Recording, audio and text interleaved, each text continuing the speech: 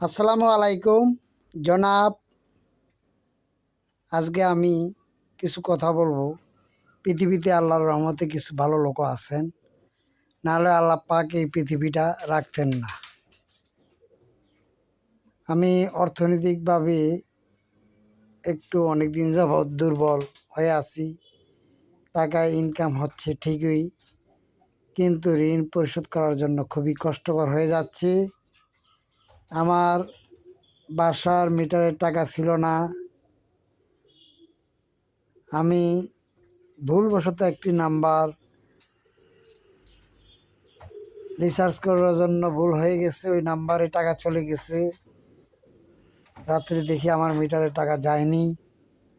তাই আমি পল্লী বিদ্যুৎ অফিসের সাথে যোগাযোগ করে টোকেন নিয়ে ওই লোকের স্বর্ণপন্ন হলে ওই লোক আমার টাকাটি ফেরত দিয়েছেন।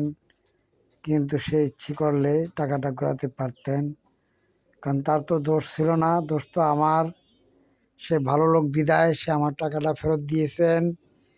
এজন্য মহান রাব্বুল আলামিনের কাছে আমি দোয়া করি ওই সকল ব্যক্তিদের জন্য যারা মানুষকে আল্লাহর ভয়ে সহযোগিতা করেন, পরকালকে বিশ্বাস করেন।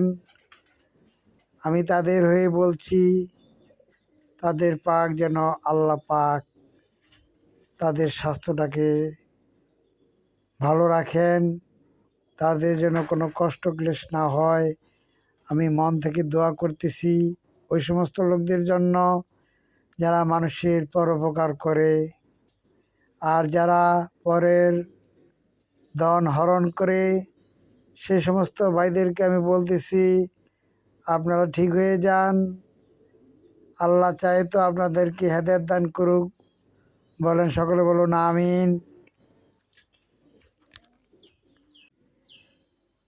সামান্য টাকা হলো, উনি আমার টাকাটা ফেরত দিয়েছেন, এতে আমি খুশি হয়েছি।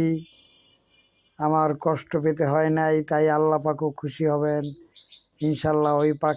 ওই লোককে যেন আল্লাহ পাক ভালো রাখেন।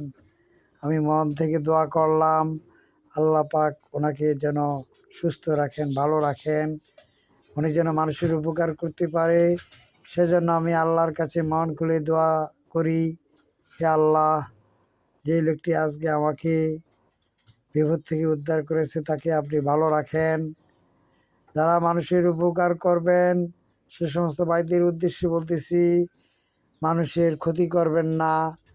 আপনি উপকার করলে আপনার এর প্রতিদান পাবেন। তাই আসুন আমরা স্মল বিজনেস আইডিয়া নিয়ে ব্যবসা বাণিজ্য শুরু করে দেই। কারো যদি বেকার থাকেন, টাকা পয়সা যদি না থাকে, স্বল্প টাকা নিয়েও স্বল্প পুঁজি নিয়েও আপনি বাণিজ্য আরম্ভ করতে পারেন। তাই আর দেরি কেন, আমরা ব্যবসা শুরু করে দেই। আসসালামু আলাইকুম, সকলে ভালো থাকবেন।